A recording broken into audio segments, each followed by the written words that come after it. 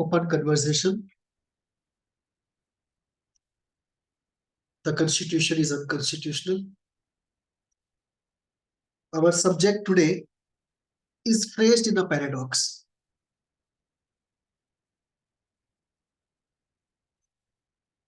How can Constitution be unconstitutional? How can gold not be golden?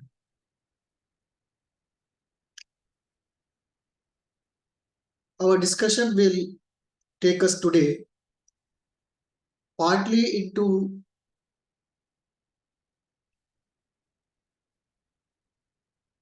stations of history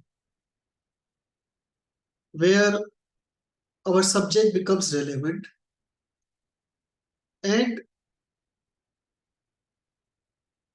a reflection on if today in the Indian context we are into that station. Has the country situated itself into that station where the Constitution is unconstitutional? Let's get into this reflection and see what ideas emerge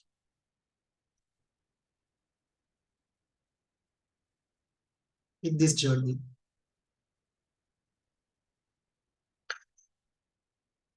The phrase is evocative, provocative, almost subversive, intended to provoke a constructive discussion, not intended to abuse the Constitution.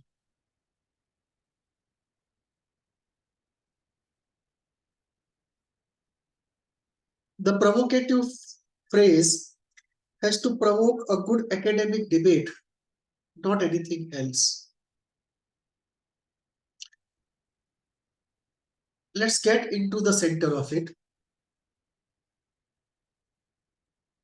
The phrase opens a paradox.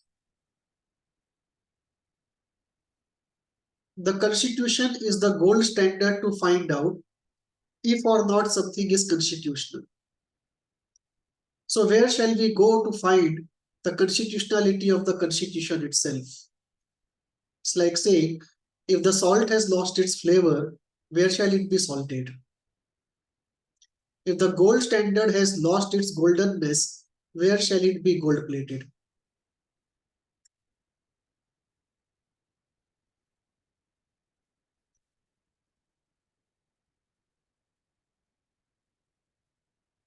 Our first point has to be the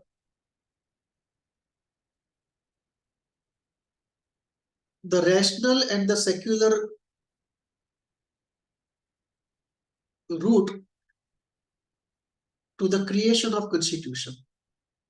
And the Constitution is created by people, and people give themselves the Constitution.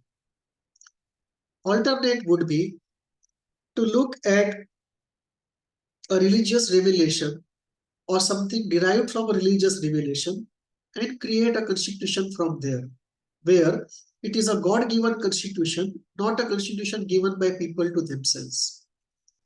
So we have two different kinds of constitutions here. Constitutions based on religious revelations and constitutions given by people to themselves in a secular act. Obviously, when we talk about democratic constitutions, these are constitutions given by people to themselves. These are not constitutions derived from a scripture. The constitutionality of the Constitution, therefore, in all democratic constitutions lies in the sanction of the will of the people. The Constitution derives its legitimacy from the will of the people. If the sanction of the will of the people is withdrawn, the Constitution loses its legitimacy and the Constitution becomes unconstitutional. And that is a point of referendum. In the history of the country, such points are points of referendum, where the will of the people can be ascertained anew And the will may provide legitimacy to an existing constitution or may provide legitimacy to a new constitution. But if the country has come to such a station that there is a doubt if or not the will of the people sanctions the constitution and the contents of the constitution, the spirit of the constitution, then the constitution loses legitimacy, it becomes unconstitutional, and therefore the only way out is referendum. Have we seen such crises in history before? Many times, not once. In Iran, when the revolution was taking place of Ayatollah Khomeini, we had this system, this situation for quite some time. There was a constitution of the Shah, and it had lost the will of the sanction of will of the Iranian people. Last days of USSR, not last days, but last few years of USSR, the constitution had no legitimacy. It was just being executed by brute force and convention and absence of an alternative. It had no sanction from the will of the people. Same is the case in China and Myanmar today. If you were to hold a referendum, half of the constitution will go away. The constitution does not have the sanction of the people. It's there only by virtue of brute force, convention, or absence of an alternative. In Afghanistan, we had this situation before Taliban, that there was an official constitution and people wanted a different kind of constitution. And therefore, in a real sense, the constitution was unconstitutional. And in India, we had this crisis before freedom, that there was an official British constitution which had no sanction from the will of the people, and that constitution was unconstitutional. In a democratic society, the society creates the constitution. The society is not duty bound to respect the constitution as it may be, regardless of the will of the society. So the core entity here is the will of the society. There's nothing sacrosanct in a derivative of that will, which is the constitution. The constitution is only a handmaiden of culture, a handmaiden of the will of society. In India today, do we stand at a station where the will of the people and what is in the constitution are two different things, or are they aligned? If they are aligned, the constitution continues to be constitutional. If there is a divergence of those two entities, the constitution and the will of the people, the constitution then becomes unconstitutional. What is the resolution in this kind of situations? The resolution always is a referendum to explicitly ask people and society what is their will. My personal belief is that in any democracy, every 50 years, there should be a referendum on the constitution. Because if I am a citizen of a democratic country and I am told and I believe that I have given my constitution to myself, I should have voted at least once to give that constitution to myself. In my own experience, I don't remember when I have given my constitution to myself. I am told I have given my constitution to myself. In fact, I have never done so. And that is true of every citizen of India who is born after 1950, I would say. There's never been a referendum, and there should be a referendum not only in India, in every democracy, every 50 years. So that people can really give the constitution to themselves and not just hear the story that they have given the constitution to themselves. One difficulty in this discourse is the flavor of jurisprudence in India. It is what I call a Brahmanization of jurisprudence. And a Brahmanization means it is based on singularism, only one view. There is punitive action against dissent. there is a power by revelation. The basic structure will be revealed only to the judges. It will not be revealed to anybody else. It will not be revealed to people. Judges will tell the people what the basic structure of constitution is. People won't tell themselves. It should actually be the other way. People should be telling judges what is the basic structure is, and then the judges implement that structure. So here we are in a strange situation where pluralism has become a holy sin. You can't challenge the constitutionality of the constitution. And the burning at the stake is the contempt. And the revelation is the reading into. This mischief of reading into has undone the whole democratic spirit of the constitution. The reading into business is telling people what their minds think, which people themselves can't make out. It is almost like decoding the unconscious of a person by a psychoanalyst. It looks more like psychoanalysis and less like jurisprudence.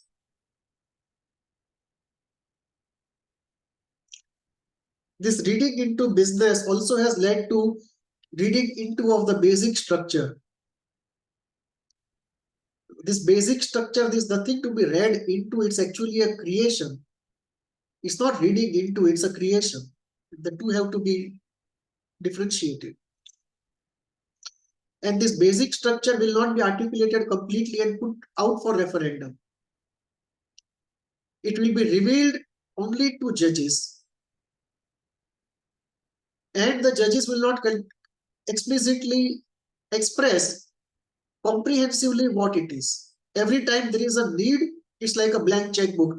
Every time there is a need, a part of basic structure reveals. So this jurisprudence by revelation is virtually a judicial theocracy at work. Secular democratic polity demands that people should vote in the referendum on the basic structure and give the basic structure along with the whole of the constitution to themselves by voting on every point of it. Why is this discussion and this provocative title and this paradox so important today? It is important because the country is passing through a phase of crisis. It is a historical crisis, it is a cultural crisis, it is also a political crisis. Society wants a Hindu Rashtra and the constitution wants a secular society. The constitution is at war with the people's will and the state is at war with the nation. And government often therefore is at war with the society, and therefore many of the judgments or laws cannot be implemented because the secular state is at war with the society, which is not a secular society. And the historical crisis is very important. The historical crisis is the crisis of end of a historical era, end of modernity. There is a cultural crisis of the failure of the Western modernity in terms of culture, and there is a political crisis because the political reality on the ground around the country and in the world on the global stage is not being factored in by the constitution. So these are some of the components of the crisis we are in.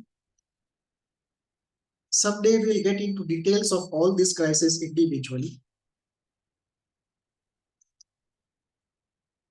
Why have we landed in this crisis? Is it a few events which were unpredictable and have happened in the world that we have landed here? Or was this to eventually come? Both are partly true.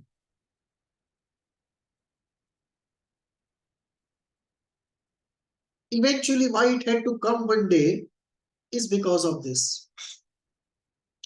If we go back to the creation of constitution, it was rooted in European modernity, because the leaders of the freedom movement and the leaders of creating the constitution, the constituent assembly members, they were all rooted in European modernity. And European modernity and its values were the gold standard at that point. The European modernity was based upon materialism, secularism, individualism, and hedonism. And implicit foundations of the constitution are this. Tragically, the European modernity has failed. And with that, all the pillars of the constitutions are under question. Not only under question, society has rejected them as inadequate and limited in terms of their value in the larger historical flow of society. Second aspect was the constitution was rooted in a flavor which was ahistorical, cultural, spiritual. It was a constitution in isolation, a constitution that did not take into account the Islamic invasions, the Christian invasions, the Hindu Holocaust, which has been going on for 1,000 years. It was cultural in the sense it never took a comparative study of sustainability over centuries of European modernity versus the Hindu culture. It was spiritual because it was trying to create a state unconcerned with spirituality in a society which was essentially spiritual. It was based upon the concept of a linear march of history, the end of history, like Fukuyama said. That kind of end of history or the linear march of history was one of the assumptions. And the constitution was a break. It was like you break from connections with history, culture, spirituality, and everything, and create an isolated entity as though you are creating a new molecule in a test tube.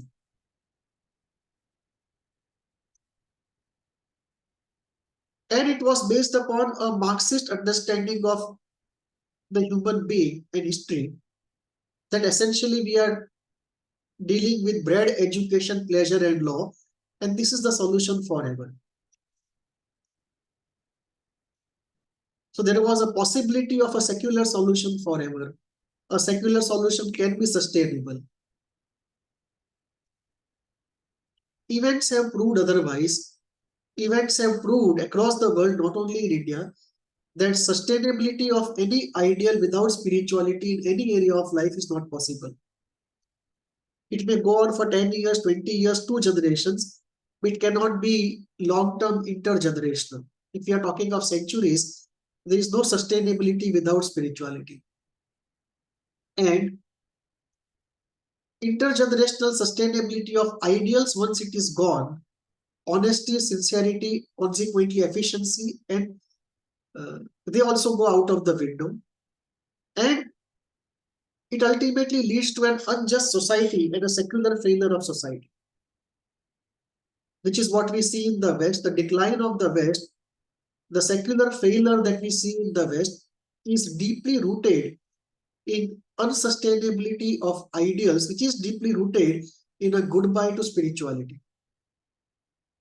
and a goodbye to any sort of self-control and a slavery of hedonism and individualism. The question is of the optimum zone, neither pure collectivism nor pure individualism.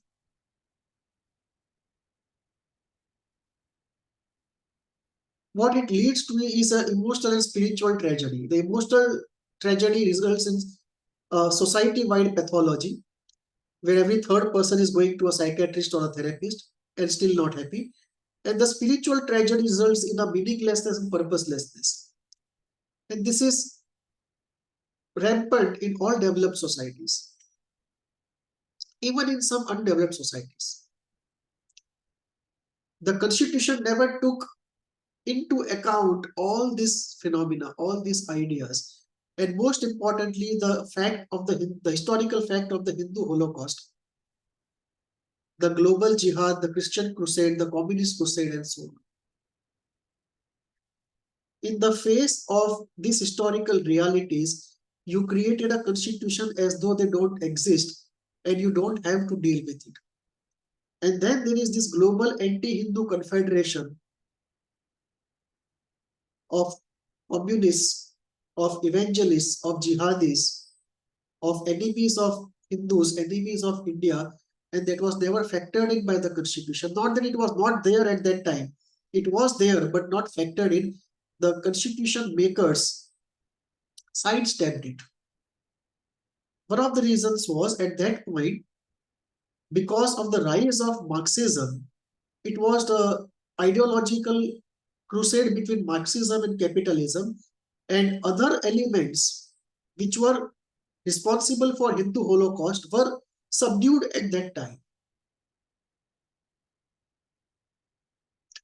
Today, of course, the global anti-Hindu confederation is strongest, most active, and most aggressive.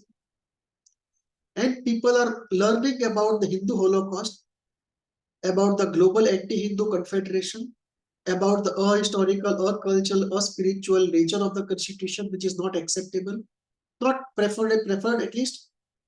And people are understanding, the Hindus are understanding about greatness, richness, and comprehensiveness and sustainability of Hinduism and Hindu culture. And this inevitably, all of this leads to the inevitability of a desire for Hindu Rashtra and a Hindu constitution.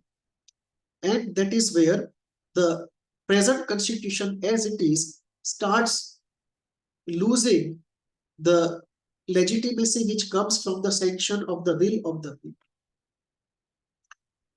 And that is where the constitution is unconstitutional, because in opinion of many, it has lost the sanction of the will of the people. If it is true or not true, the best way to find out is to go for a referendum. If people feel the constitution is constitutional, they will vote for it. If the people feel the constitution is unconstitutional, they will vote against it and give themselves a new constitution. Best way ahead, and the only way ahead, is a referendum. Ask the people to give themselves the constitution they want. Thank you.